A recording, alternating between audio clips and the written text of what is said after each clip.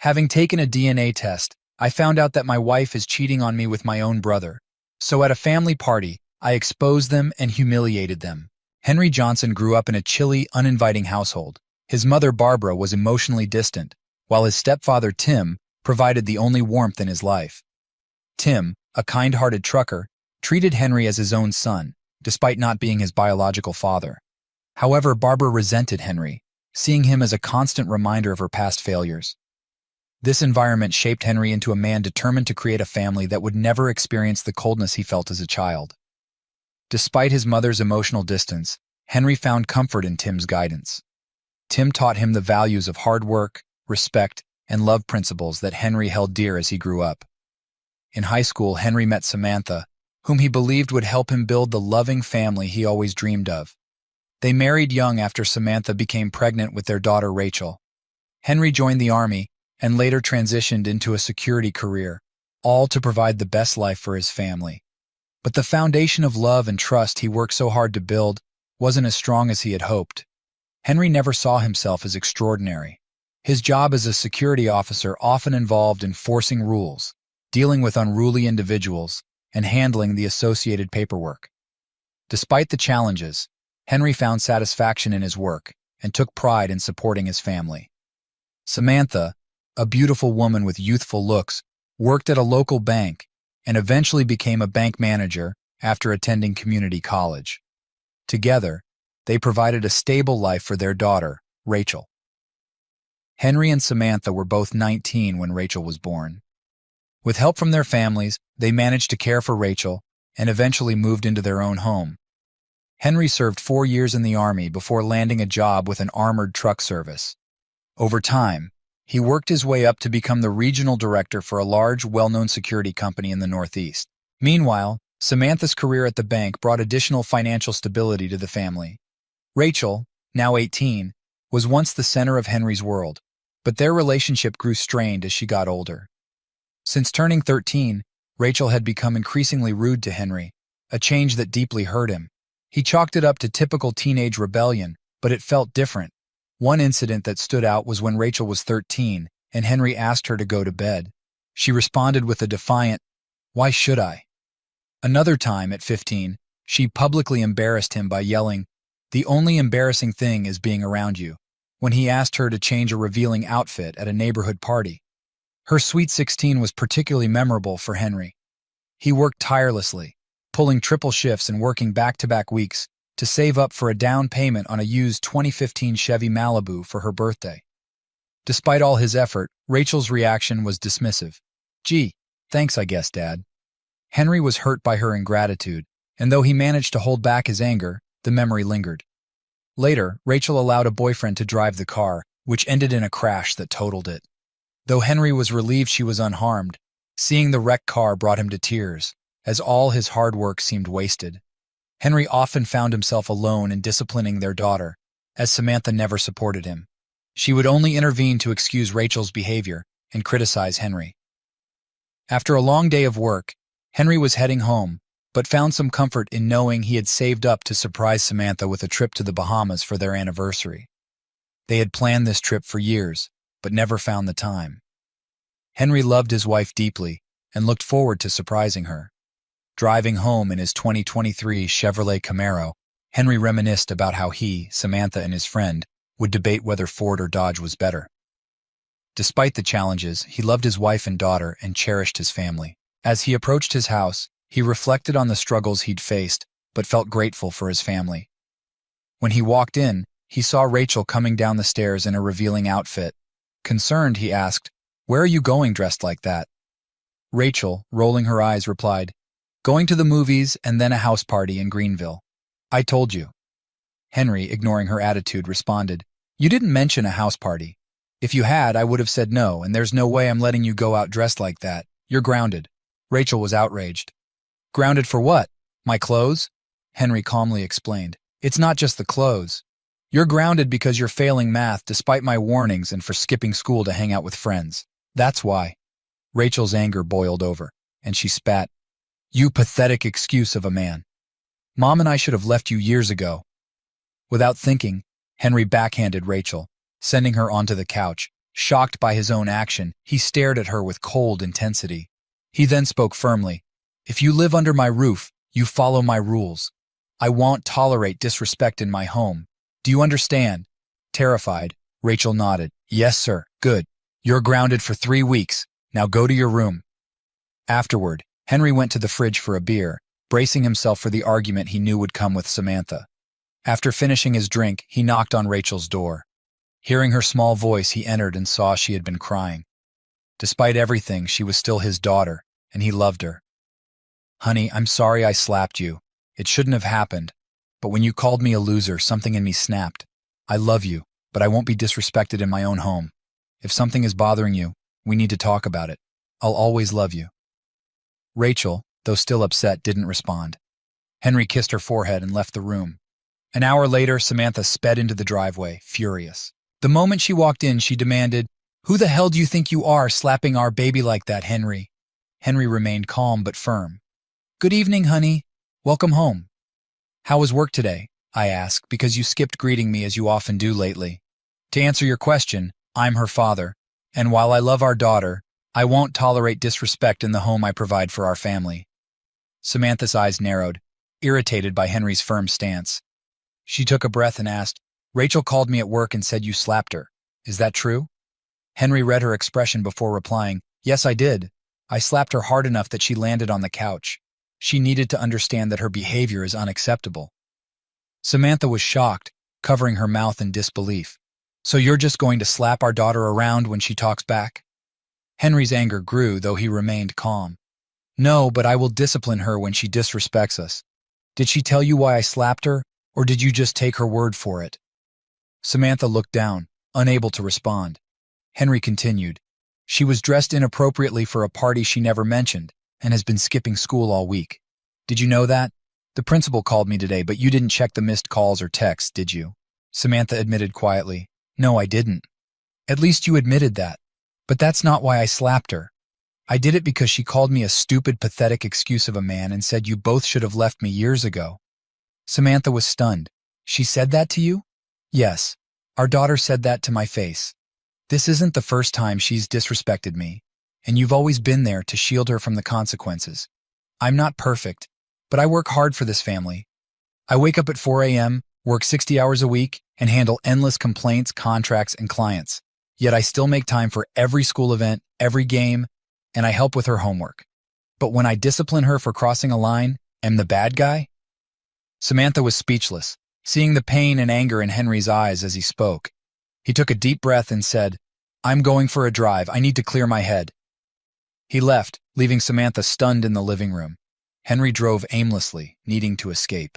He felt like an ATM or doormat to his family, wondering how things had gone so wrong. Suddenly, his phone rang.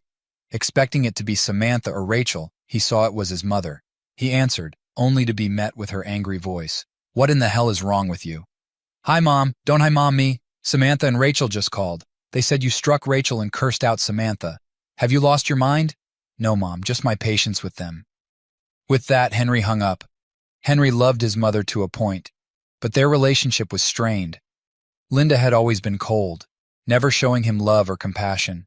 His father had abandoned them when Henry was born, and Linda made it clear that she believed Henry was no good, just like his father. There was no nurturing bond between them, and she never hesitated to remind him of her low opinion of him. Henry's life changed when his mother met Tim Johnson when Henry was 1. Tim was a beacon of love for both Henry and Linda. Tim treated Henry as his own, teaching him life lessons and even defending him when Linda was too harsh. Although Linda never showed Henry much love, the abuse eventually stopped, and they merely tolerated each other.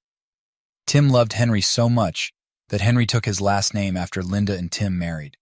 They had a son, Paul, who became the golden child in Linda's eyes.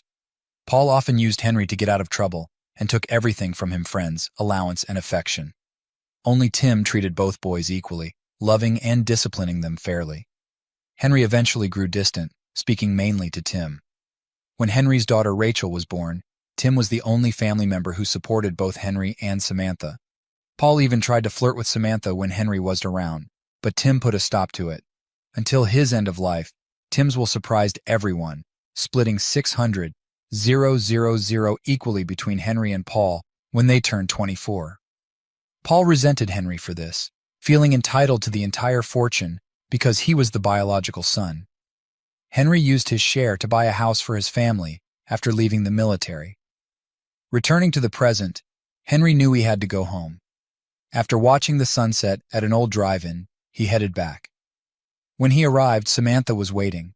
She apologized for not considering his feelings about Rachel and admitted she often sided with their daughter, making Henry look like the bad guy. Henry smiled. "That's all I ask, honey. I love you and Rachel. You are my world. Just have my back and give me the respect I give you." Samantha responded, "I love you too, Henry." They kissed, and Henry pulled out 2 first-class tickets to the Bahamas, revealing his surprise anniversary trip. Overjoyed, Samantha jumped into his arms, kissing him nonstop. In the days that followed, things improved in the Johnson household. Samantha stopped undermining Henry and respected his role as the head of the family. Although Rachel still wasn't speaking much to Henry, her attitude improved. She stopped skipping school, and her grades began to recover. Even Henry's mother eased up on her nagging calls. Henry noticed his brother Paul visiting more often, which seemed to lift Rachel's spirits, but otherwise, things were going well. One day, while cleaning the house before their trip, Henry and Samantha were organizing the garage and attic. Rachel was upset about being left out of the trip, but kept her feelings to herself after their recent conflict. While working in the attic, Henry came across old photo albums, sparking nostalgia as he looked through childhood photos, wedding pictures, and memories of Rachel growing up. Just as he was about to put the photos away, he found a plastic bag containing a bundle of letters and a large brown envelope. As he read the contents, his heart sank, and his world shattered. The letter Henry found devastated him. "My dearest love, Paul, last night was magical. I've never felt anything like it. Your touch is like an artist creating a masterpiece, nothing compared to Henry. I just want you in my arms. Yours always, Samantha." Henry was crushed, realizing Samantha had been in love with Paul all along. "I've been married to her for over 20 years, and she does this to me?" he whispered as his world crumbled. He found more letters from Paul expressing love for Samantha and hinting at their affair, even mentioning that Rachel had Samantha's eyes. Then Henry discovered a DNA test proving Rachel wasn't his biological daughter. He felt betrayed and numb, wondering if his entire family knew the truth. Henry decided he needed proof. He took a hair sample from Rachel's comb for a DNA test, determined to uncover the full truth. He gathered himself, suppressing his rage, and planned his next steps. When he left the attic, he ran into Samantha, who asked where he was going. Henry controlled his anger and calmly lied, saying he needed supplies for the attic and would pick up dinner. Once out of the house, Henry called Martin Davis, a trusted private investigator who worked for his company. Martin was a former police officer who had left the force after a near-fatal ambush, dedicating his skills to private investigations instead. When Henry arrived at the office, Martin immediately sensed something was wrong. Henry broke down, explaining everything. Martin, who had a personal connection to a similar situation, was furious. He remembered a friend who had discovered his daughter wasn't his and lost everything in the fallout, leading to a tragic courtroom incident. Seeing Henry in such pain brought back those memories, and Martin took the situation personally, determined to help Henry get to the bottom of it. Henry, wiping his tears, stood up. "First, I need to confirm if Rachel is my daughter." He pulled out the bag with her hair. "Depending on the results, we'll decide what to do next. Second, I want to destroy them, not illegally, but in a way that makes them feel the pain and humiliation I'm experiencing." Martin smiled. "Let's get to work." He showed Henry a room full of surveillance equipment. "This is all legal, as long as it's used on your property or devices in your name. I'll need your permission to install everything." Henry agreed, signing the paperwork. "I'll get the cameras in place when no one else is home. You don't need to know where they are. Just trust me. They'll capture everything. I respect what you do, Henry, and I understand your pain." Feeling supported, Henry nodded. Martin also gave him the address of a DNA testing lab nearby, suggesting he could drop off the sample that day. Determined, Henry agreed. "Let's get this started." After leaving Martin's office, Henry called his lawyer and best friend, Chris Darwin. "Chris, I need to see you. Something serious has happened. Meet me at my office in an hour," Chris replied. When Henry arrived, Chris was shocked by his friend's appearance. What happened, Henry? Is Samantha and Rachel okay? Henry broke down, recounting the day's events. Chris was furious on Henry's behalf. They won't get away with this. Legally, you can monitor anything on your property or devices in your name. We'll access any deleted files and use everything you've gathered. The law is on your side if we prove infidelity, especially with the new state laws protecting the assets of the cheated party. Seeing his friend's despair, Chris added, I can't imagine what you're going through, but you need to protect yourself now. Henry, heartbroken, said, I loved her for over 20 years, and now it all means nothing. My own daughter, who might not even be mine, despises me, and my wife cheated with my brother, who hates me just for existing. Chris, moved by Henry's pain, assured him, Well, set things right. You stood by me when I needed help, and I'll do the same for you. The two friends embraced. As Henry drove home with the supplies, he reflected on the betrayal and pain he endured that day. He was determined to keep his knowledge of the affair hidden until he had all the facts. The thought of Rachel not being his daughter tormented him, but he braced himself for the DNA results, dreading what they might reveal. When Henry arrived home, everything seemed normal. Despite his contempt, he kissed his wife to avoid raising suspicion. They finished cleaning the house and had dinner together, but Henry felt like he was living in a sitcom, surrounded by actors instead of his real family. Later that night, after everyone was asleep, Henry installed the hacking equipment on Samantha's and Rachel's phones following Martin's instructions. He texted Martin to confirm it was done, and within minutes, Martin responded, indicating the hacking had begun. By the end of the week, Henry would have the information he needed, whether he wanted it or not. The next day, after Rachel went to school and Samantha to work, Henry decided he needed a new outlet. He couldn't just sit around feeling broken. Remembering his childhood love of comic books, he searched for a comic book shop and found one called The Mischievous Quill. Stepping inside, memories of his childhood flooded back days spent with a friend, escaping life's troubles through comics and anime. That friend, however, had been lost to him for years, bringing a wave of sadness. At the cashier, Henry was stunned to see someone he never expected, Lily. Her eyes widened with recognition, and she greeted him with a huge smile. Henry, it's been ages. She hugged him tightly. It was the first time Henry had genuinely smiled since his ordeal began. Lily had come into Henry's life when he was a child during a tough time. On a Parents' Day, when his mother dismissed him harshly, he had run off to cry under a tree. Lily, a girl with red hair and blue eyes, approached him, offering kindness and inviting him to join her family's picnic. That simple gesture sparked a deep friendship that grew into love by the time they were in high school. However, Henry's brother Paul, who had a history of taking things from Henry, wanted Lily for himself. When she rejected Paul's advances and defended herself against him, it led to a series of events that forced Lily and her family to move away to avoid legal trouble. Lily had apologized for the chaos, but Henry had reassured her that she had done nothing wrong, blaming himself instead. In the park where they first met, they had held each other, expressing their love, even though life had torn them apart. Seeing Lily again brought back all those memories for Henry, reminding him of a simpler, happier time. Henry and Lily had always planned to wait until they were 18 at prom for their first time together, to make it special. Over the years, their love and friendship grew stronger, but when the day of Lily's move came, it felt like a part of them died. Henry, driven by Tim, gave Lily one last hug before watching her leave, knowing they might never see each other again. As the years passed, Henry met and married Samantha, building a family with her. Now, after all these years, he found himself reunited with Lily. Henry, I can't believe it's been so long, Lily said, tears in her eyes.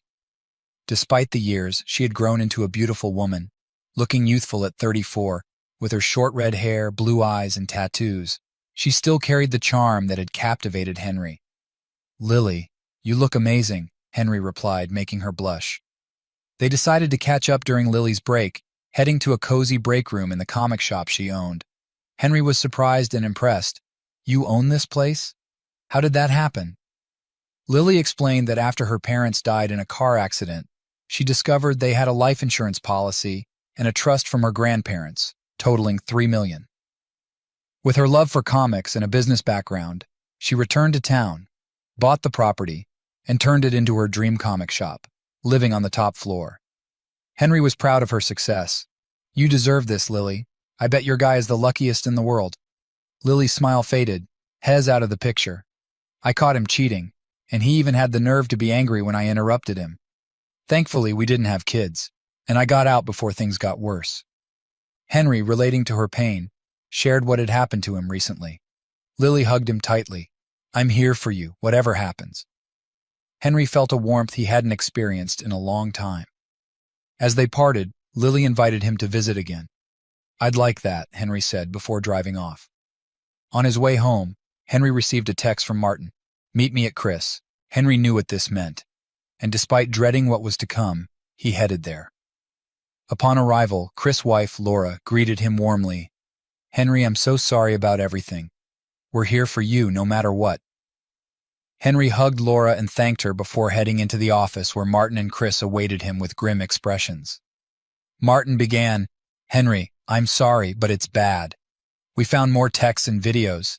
They've been having an on-and-off affair since Rachel was born, and there's more. The DNA test confirmed you're not Rachel's father."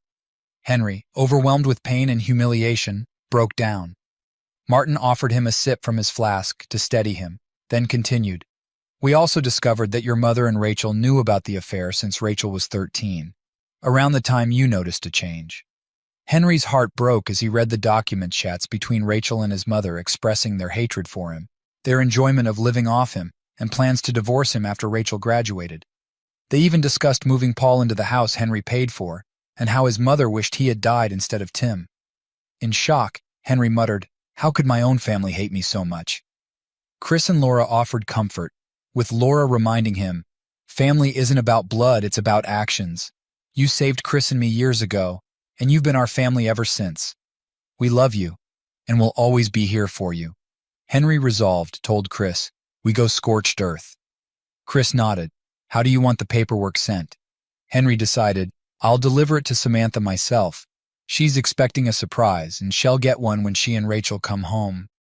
I used to love my daughter, but now I can't even stand to hear her name." Chris agreed, asking about Paul. "I want him to get some bad news while he's at work," Henry replied. Chris smiled at the plan. "Consider it done." Henry then added, "I want something special for my mother. I'll deliver the divorce papers myself during Rachel's party in front of everyone. I want them all to see that Paul isn't the golden child they thought he was." Chris, initially surprised, supported the idea. "I'm on board." Henry maintained his composure, planning to keep up appearances until their anniversary trip. He'll confront Samantha then and decide what to do after. Everyone agreed, and Laura reminded him, "We love you and are here for you." On the day of the trip, Henry maintained the facade. The night before, Samantha initiated closeness, and Henry responded with aggression, treating her without affection. Afterward, Samantha, satisfied but shocked, asked, "What's gotten into you?" Henry coldly replied, "Just something I needed to get out of my system." As they prepared to leave, Paul and their mother, Janet, arrived. Paul smirked, making a comment about Rachel that nearly drove Henry to violence, especially when Paul hugged Samantha inappropriately. Henry restrained himself, knowing he needed to keep the element of surprise. He avoided his mother, knowing any interaction might raise suspicion. After loading the Camaro, they headed to the airport.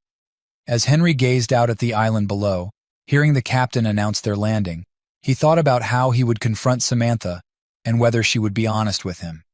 He planned to maintain the facade of a loving husband until then, hoping she would at least tell him the truth. The resort, called the Hidden Pearl, was stunning, with beautiful views, luxurious amenities, and perfect settings for couples. Knowing this trip marked the end of his marriage, Henry decided to make the most of it. He and Samantha enjoyed their time exploring trails, beaches, and nightclubs. On the second night, Samantha seemed happier than ever, and though Henry didn't love her anymore, he decided to be with her one last time. He used her for his own pleasure, feeling nothing, and resolved that it would be the last time. The next morning, Henry woke up and gently nudged Samantha awake. They cleaned up and went to breakfast. As they ate, Samantha said, "Henry, this trip has been amazing. I love you, and when we get home, things will be different." Henry calmly responded, "Samantha, on that we agree." He then pulled out a bundle from a Ziploc bag and placed it on the table. Samantha's face turned white. "Where did you find these?" "In the attic the day after you said you loved me," Henry replied. Samantha, realizing her nearly 20-year marriage was falling apart, began to cry. I can explain. It was a mistake." Henry laughed bitterly. "A mistake? Forgetting something at home is a mistake. Cheating and having your husband raise another man's child is a choice. At least own up to it." Through her tears, Samantha explained, "It started a year after we began dating. We had an argument and I was upset. Paul came over, comforted me, and we ended up having sex. It was supposed to be just once, but it continued on and off for years. I never meant to hurt you, Henry. I love you." "No, don't say that. You lost the right to use that word with me. Love requires loyalty and respect, which you clearly lack." Samantha cried harder, knowing she deserved his anger. Henry continued, "I saw the DNA test. I know Rachel isn't mine." Samantha gasped, and Henry continued, his voice harsh. "So not only did you betray me with my brother, but you made me raise his child, who treated me like dirt. Who is her father?" Henry already knew the answer, but wanted to see if Samantha had any dignity left to be honest with him. Despite everything, a part of him still loved her. But he couldn't stay in a marriage built on lies. Henry asked, his voice cold and demanding, "What is his name, Samantha?" Samantha hesitated before replying, I can't tell you. I'm sorry." Henry didn't respond, just stared at her with a blank expression. He put money down for their drinks, canceled the meal, and walked away without a word. Samantha ran after him, but he ignored her. Back at the hotel, Henry started packing without speaking to her. Realizing he was done with her, Samantha packed as well. Henry caught an earlier flight, leaving Samantha to arrive home 2 hours later. When Henry got home, he found Paul waiting with a smug grin. Before Paul could speak, Henry confronted him. "I know everything about you and Samantha. Get out of my house before I smash your face into my coffee table." Terrified, Paul left immediately. Henry then moved his belongings from the master bedroom to the basement, which he had previously set up as a guest apartment. Samantha watched, realizing too late that her actions had likely ended their marriage. The next day, Henry met with Martin, Chris, and Laura to discuss the trip and his next steps. He instructed them to prepare everything for Rachel's 18th birthday party at the Grand Eagle Hotel. Martin would serve as Henry's personal security that night. Martin revealed more dirt on Paul, including sexual harassment claims and shady business practices. He assured Henry that the women were ready to testify against Paul. Impressed, Henry suggested a promotion for Martin, which brought some lightness to the meeting. But as Henry left, his resolve hardened. He was done shedding tears, now he had a purpose. Knowing Rachel was out with his mother and Paul, Henry waited for their return, sitting in the living room with a glass of brandy. When Rachel arrived, she sneered, "Finally, I can leave that loser in this dump." Samantha tried to correct her. "That loser loves you and raised you. Show sure." Here's the continuation. "Show some respect," Samantha tried to correct Rachel. Rachel rolled her eyes and replied, "Oh, please. You've been with my real dad since I was born. It's too late for respect. That loser kept me from Ronnie, and I hate him for it." From the shadows, Henry spoke up. "Rachel, why don't you tell me how you really feel?" Both women froze in terror as they realized Henry had overheard everything. "Henry, it's not what you think," Samantha tried to explain. "She just misspoke." "No, she said exactly what she meant," Henry replied, stepping closer. The women huddled together as he continued. "I know everything, Samantha. I know Rachel isn't my daughter, but Paul's. I know my mother knew about the affair since Rachel was 13. You told Rachel I was having an affair and that Paul was comforting you, all to cover up your own shame." Henry turned to Rachel. "I don't know what I did to make you hate me, Rachel. I loved you with all my heart. I was there for you when Tommy broke up with you, when you were sick, when you started school.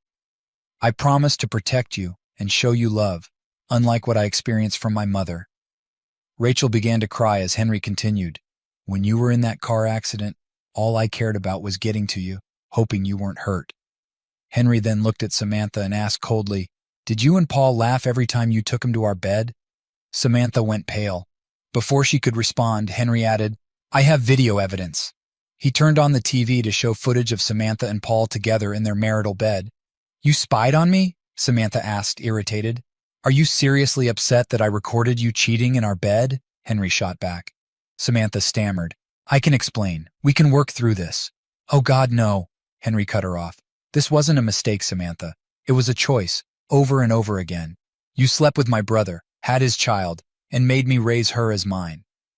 Rachel flinched at Henry's cold words. Henry finished his drink, washed the glass, and reflected on how his marriage was going down the drain. As he put on his jacket and headed for the door, Samantha yelled, "Where are you going? We need to talk. This is a family." Henry scoffed.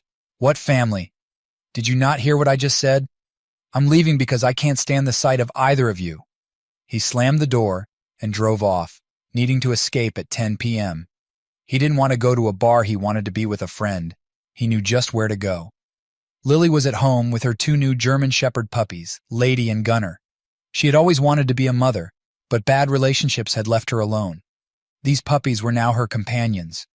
When she heard her buzzer, she saw Henry on the door camera and let him in. When Henry arrived, he was heartbroken.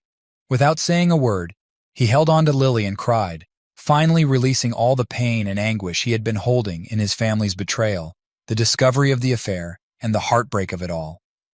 Lily comforted Henry as she had done years ago, holding him as he cried without any shame. She gently stroked his head and whispered, "It's okay, honey. I'm here." When he finished, Henry shared what had happened. "I feel like a joke, like I've been hit by a car and everyone is laughing, especially the people who were supposed to be my family." Lily, having been through her own heartbreak, understood his pain. "Look at me, Henry," she said softly. Henry looked up, tears in his eyes. "No matter what, I'm here for you, just like before." Henry managed to smile. "Good seeing you again, partner." Lily smiled back. "Yeah, it is, partner. I have a guest room ready for you. You should get some rest. I doubt your wife will mind given the situation." Sarcastic but genuine, Henry chuckled. "No, she won't." Before heading to bed, Henry hugged Lily. "Thank you, Lily, for everything." Lily smiled and kissed his cheek. "You do the same for me." "Good night, Henry." "Good night, Lily," Henry replied as they both went to their rooms, old feelings starting to resurface. The next morning, Henry woke to the smell of bacon and eggs. Entering the living room, he saw Lily cooking, her 2 puppies by her side. "Good morning, handsome. Hope you don't mind Spam, onions, and cheese in your eggs." "Got bacon and toast, too," she said warmly. "Sounds perfect." "They say hunger is the best spice," Henry replied, grateful his old girlfriend still knew her way around the kitchen. Lily playfully tossed a dish rag at him. "Doubting my skills, sir?" "Not at all, madam," Henry responded, both of them laughing as they enjoyed breakfast. Lily asked, "What are you going to do now?" Henry thought for a moment. "At first, I thought we could work it out, but after seeing those letters, chats, and videos, there's no fixing this. I moved my things to the basement, but eventually, I want them out of my house. Rachel's 18 now, so she's not my responsibility. I'm planning to sue Paul for child support and alienation of affection. And I have something in mind for my mother, too." Lily nodded, understanding his determination. "I want to be there for you, like we used to be." "You already are, Lily. More than you know," Henry replied, both feeling the tension between them. Henry's phone rang. It was Rachel. Reluctantly, he answered, "What do you want?" "Dad, I'm sorry about everything. You weren't supposed to find out like this," Rachel said, her voice shaking. "First of all, I'm not your father, so don't call me that." "And how exactly was I supposed to find out?" Henry responded bitterly.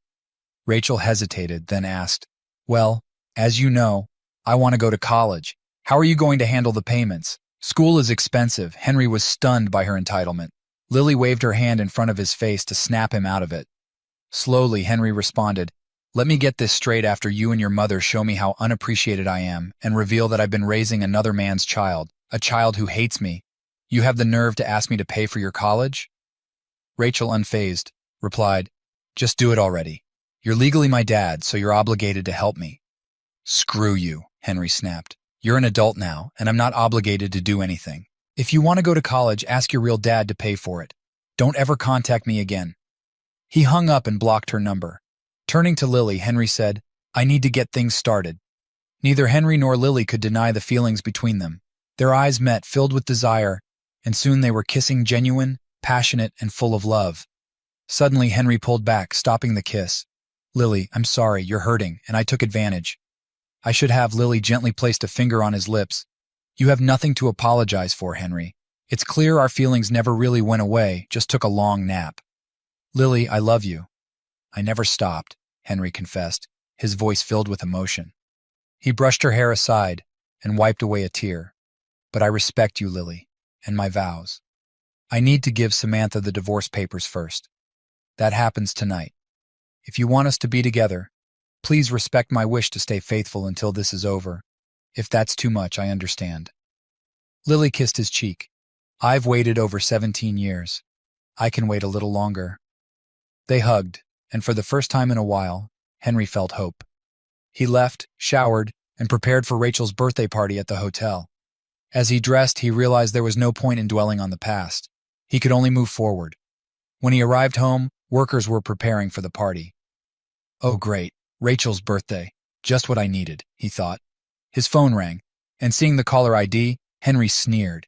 He thought about ignoring it, but remembered his phone was tapped for evidence. You piece of crap, what have you done? Paul's voice screamed through the phone. Henry played dumb. Hello, Paul. What are you talking about? Don't play dumb. I got called into HR today. OSHA and the Department of Labor were there with my supervisor. 3 women filed complaints against me, and this time it stuck. I'm suspended. This isn't supposed to happen, Paul ranted. Henry's voice turned cold. If by fun you mean harassing them, then this is exactly what should happen. Paul paused, realizing he had revealed too much. His tone became venomous. Who the hell do you think you are? I'm your brother, Paul. I'm the guy whose wife you screwed. How could you do that to me? You've hated me my whole life. Why? Paul continued coldly. You were born. Dad loved you, even though you weren't his. That time with him should have been mine. You were perfect good grades friends. I was just your little brother. So when I had the chance to take Samantha, I did. I made her feel alive while you were focused on your own life. We had sex while you were in boot camp, and I laughed at turning you into a loser. His voice filled with arrogance, Paul added, I don't know how you messed with my job, but if I get fired, I'll liquidate you. Understand? Henry smiled, grateful for the recorded evidence. I hear you loud and clear, Paul. Paul tried to regain control. Good. Now you'll go to the party with Samantha and Rachel. You'll play the happy husband and keep up appearances. Do we understand each other, Crystal? Henry replied calmly. Paul hung up, thinking he'd intimidated his brother, but Henry laughed, knowing Paul had just handed him enough evidence to press serious charges, including parental fraud and alienation of affection. Initially, Henry planned to skip the party, but now he saw an opportunity. Time to show the world my loving and caring family, he thought with a smile. Henry arrived at the hotel in his freshly polished Camaro, handing the keys to a valet who admired the car. Henry joked, careful with the drool. I just had it waxed. The valet, embarrassed, started to apologize, but Henry gave him a 100 tip. It is a nice car. Thanks for appreciating it. Can you park it close to the exit? I don't think I'll be staying long. The young valet smiled and agreed to Henry's request. Inside, Henry found the ballroom to be extravagant, with a beautiful sculpture in the center and a bar nearby. Waiters served drinks to those over 21, identified by purple bracelets, while a DJ played music for the dancing crowd. Henry had to admit it was an impressive setup. He soon spotted his lawyer, Chris, and his PI, Martin. Martin blended in by wearing maintenance clothes, while Chris was dressed in a sharp suit. Henry briefed them on the situation and instructed them to set up the equipment. If anyone asks, you're just part of the staff, he said. Guests began to arrive, including Samantha, Rachel, and his mother, Janet. Janet, always vain, looked as polished as ever, but her character remained rotten. When she saw Henry, she sneered, So you finally came to your senses and showed up for Rachel's special day. At least you did something right. Henry ignored her and mingled with the other guests, which included Rachel's friends, her boyfriend, relatives, and even his grandfather. His grandfather, though in his 80s, still commanded respect, especially from Janet, who was on her best behavior around him. The party went smoothly, with dancing, drinks, and lively conversation. When it was time for birthday speeches, Paul arrived just in time, smirking at Henry as he passed by. Samantha avoided Henry, clearly ashamed, while his mother looked at him with disdain as usual. As Rachel began her speech, she glanced at Henry with clear disdain. Good evening, everyone. Thank you for coming. Applause followed, and Henry took a sip of his drink. Martin leaned in and whispered, Everything's ready. Nice move making this an 18 and up party. Henry smiled. Yeah, it was. Rachel continued, her smile turning cruel. Family isn't just about blood. My own dad, for example, doesn't want to support my dream of becoming a nurse. He's punishing me for his argument with my mom. What kind of father does that? The mood turned tense as judgmental stares focused on Henry, but Henry remained calm. Then he began to clap slowly as he walked to the center of the room. Brilliant. My daughter, everyone. That's rich, he said sarcastically. The room fell silent, all eyes on Henry. He began, I traveled 1,500 miles to see my daughter born. From that moment, I vowed there was nothing I wouldn't do for her. She was my heart, my sun, and my moon. But somewhere along the way, something changed. Henry then revealed a remote and played a projector displaying messages that exposed Rachel's knowledge that Henry wasn't her father, her manipulation, and her role in hiding her mother's affair with Paul. The screen showed how she called Paul daddy and mocked Henry behind his back. Rachel was horrified. And now, Henry continued, let's talk about my wife. I loved her since high school, gave her everything. But while I was serving our country, she was having an affair with my brother. Henry played a video showing his wife and brother having sex in their marital bed, with his brother mocking him during the act. He also displayed chat logs and videos revealing their plans to drain his funds and kick him out of his own home through divorce. They openly professed their love for each other, treating Henry as a mere inconvenience. Samantha screamed in shock and shame when she saw the evidence. Henry walked over to her and handed her a vanilla envelope. I want a divorce, Samantha, he said coldly. I sold the house too. It's in my name, and since we're in an at-fault state, you have no say. The locks have been changed, and you have until the end of the week to collect your things. I'm being more generous than you deserve. You can keep your $401k, and we split the marital assets. I sold the house for $2,000, so you have some money for groceries and gas. I want nothing to do with a place filled with lies, and I want nothing to do with you. What you did was selfish and cruel. You let my brother screw you and had me raise his daughter, who took joy in being cruel to me. Henry's voice hardened. If you fight me, I'll destroy you with the evidence I've shown and more that I haven't. You'll lose everything, and Paul will have to sell you off to make rent. Maybe your daughter can wash dishes while you sell yourself to get by. You promiscuous Samantha fled the ballroom in embarrassment, with her daughter following. Henry continued to address the stunned crowd. Now let's talk about my blood-related family, he said. Rachel was right. Blood doesn't make you family. Meet my brother Paul. Besides being a wife-stealing dirtbag, let's start from the beginning. I'm a year older than Paul. I was raised by a man named Tim Johnson, Henry said, as photos of Tim filled the screen. He's the only one in my family who truly loved me. My biological father left before I was born. Tim raised me as his own, and am who I am today because of him. Then Paul was born.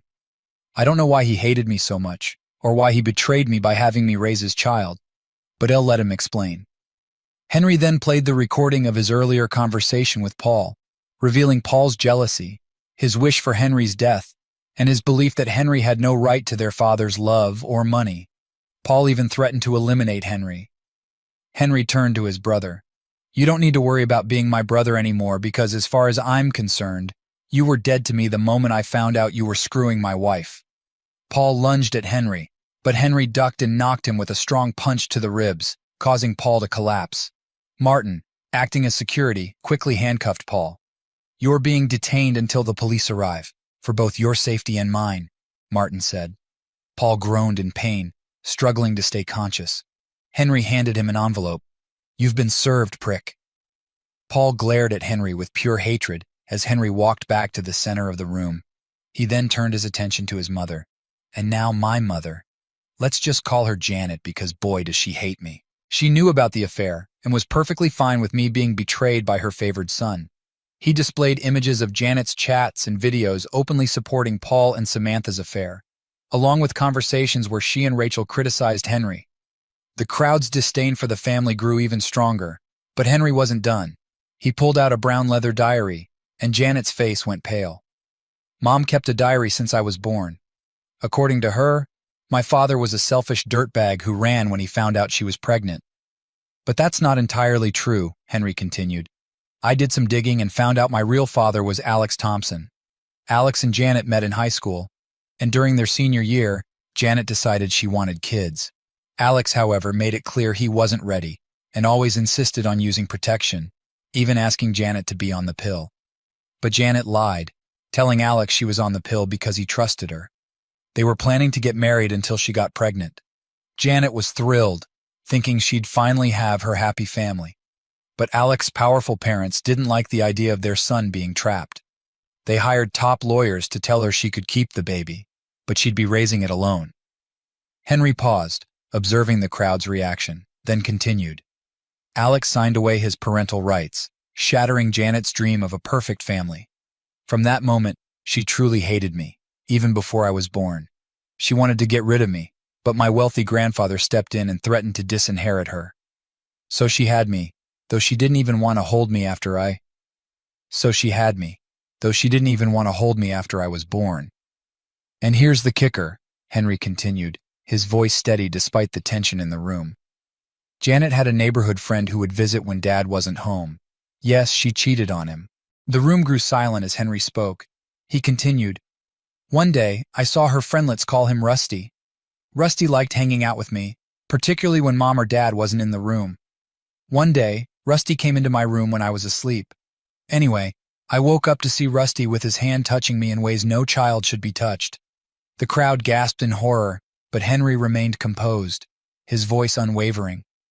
When I told my mom about it, she slapped me and threatened to send me away where no one, not even Tim, could find me. She accused me of lying. I always thought mothers were supposed to protect their kids, but I got the opposite." People in the audience began to cry, some wiping away tears as they listened to Henry's harrowing account. He shed a few tears himself, but his voice remained steady. "Now you're probably wondering why you should believe me. Watch the screen." The screen behind him lit up with videos and recordings backing up Henry's story.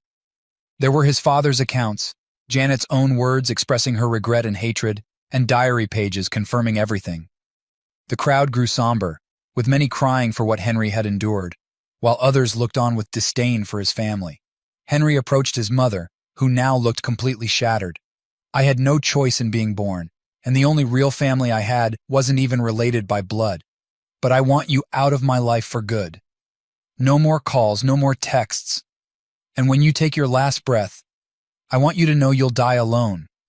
If you weren't so full of hate, you could have been surrounded by love and people who cared. But now, the only ones around will be those waiting to take your body away." Janet was speechless, her face pale and her eyes wide with disbelief. Henry placed the microphone back on its stand and addressed the crowd one last time. "Thanks for coming, everyone. Have a good night." As the police arrived to take Paul away, Henry turned to Samantha and Rachel, who stood together, frozen in shock. "We have nothing left to discuss. We are no longer family in any sense of the word. If you have any questions, talk to my lawyer. I want you both out of my house, and take that mother-in-law of yours with you." Janet, regaining a fraction of her composure, tried to insult him. "You sorry excuse for a man. The moment you walk out of here, you're no son of mine." Henry looked at her with a cold expression and said, "I gladly take that role." He then turned and flipped her off, walking away with a sense of finality. As he left the ballroom, Henry thanked Martin with a hug and handshake. "Thanks for everything." Martin smiled. "If I could get some PTO out of this, I'd appreciate it." Henry grinned. "Consider your 2 weeks vacation approved. Just let us know when you want to use it." Martin nodded, then asked, "Are you going to be all right? Something tells me you don't want to be around here. Do you have somewhere to go?" Henry nodded. "Yeah, I've got a place." Later that night, Lily was at home with her 2 puppies when she heard the buzz of her apartment door. Seeing it was Henry, she let him in without a word. They embraced and kissed with a passion they hadn't felt in years. That night they made love, finally releasing the emotions they had kept bottled up for so long. The next morning, Henry woke up with Lily lying on his chest. When she woke, she smiled and kissed him. "Good morning, sleepyhead." "Good morning, beautiful," Henry replied as she lay on his chest. Lily asked, "How did last night go?" Henry sighed. It felt like watching a beautiful lie die. But for once, the truth is actually better than the lie could ever be. Lily kissed him gently. "I love you, Henry. I never want to lose you again." "I'll fight to keep that from happening," Henry said, holding her close. But then he added, "I have a bit of a problem." Lily looked concerned. What is it? Henry sighed. I sold my house and found myself homeless. Could I stay here for a while? It won't be long, I promise. I just need to… Before he could finish, Lily kissed him repeatedly. Stay as long as you want. You don't even have to ask. They laughed together, their passion for each other growing as they spent the day in each other's company. Over the next week, Henry started his new life. He moved his belongings from the house, leaving Samantha's and Rachel's things in a storage container in front of the house. One day, on his way back to Lily's from work, Henry got a call from Chris. Henry, it's Samantha. She says she'll sign whatever you want. No questions asked, but she insists on speaking to you first. Henry thought it over. He didn't really need Samantha's cooperation. He could crush her in the divorce and his threats weren't empty. But he realized he just wanted her out of his life completely. He wanted to start fresh with Lily, the love he thought he'd lost long ago. Still in his 30s, he wanted to spend his time with someone who loved and respected him, and he wanted to do it right. Okay, Chris, let me know when and where to meet her. The next day, Henry met with Chris in his office. Samantha and her lawyer were ready to sign the papers. Despite her lawyer's objections, Samantha agreed to sign if she could speak to Henry first. Once the lawyers left the room, Samantha broke the silence after 2 minutes. I know it doesn't mean much now, but I'm truly sorry. You may not believe it, and I don't blame you, but I do love you. I can't justify what I did to you or how I let Rachel treat you. Henry looked at her. Was it something I did or didn't do? Samantha almost shouted, No, God, no, Henry, this is all on me. She then called the lawyers back in and signed the papers, tears in her eyes. She told Henry that Rachel would stay with her and apologized one last time before walking out of his life for good. 3 months later, Henry received a call from an unknown number. It was a lawyer asking to meet. They met at Chris' office. Hello, Mr. Johnson. Thank you for meeting with me. I'm here to inform you that your grandfather, Michael Richards, has disinherited your mother based on the events of that night. He instructed me to deliver this message, as he is unable to speak due to his condition. The lawyer paused, then read from a letter. My dear grandson, I'm so sorry I didn't protect you from what you went through. I was angry with your mother, but I had no idea you suffered so much. She kept me from you, and that stopped us from building a stronger bond. I'm leaving you my trust of $500 million. Use it wisely to build rather than destroy. Your mother was once entitled to it, but given recent events, I'm giving you her share as well. I wish we could have gone fishing one last time. Those moments were some of the best of my life, and I thank you for them. I was proud of you the day you wore the same uniform as I did, and the day you provided for what you believed was your family. May this gift help you start a new chapter with a real family. I love you, Henry Johnson, and I'm proud of the man you've become. Sincerely, your old man. Henry shed tears, not because of the money, but because someone other than team of blood relative truly loved him. He had thought his grandfather stopped seeing him because he didn't care, but it was his mother who had kept them apart. He shared the news with Lily, who was happy for him, but then she surprised him. We're getting you a prenup as soon as possible, she said. If we get married, Henry was about to respond, but she held up her hand. Henry, I love you, and I know you love me, but you deserve someone trustworthy and loyal. Let me do this to show you I'm in love with my soulmate, not his wallet. Henry smiled.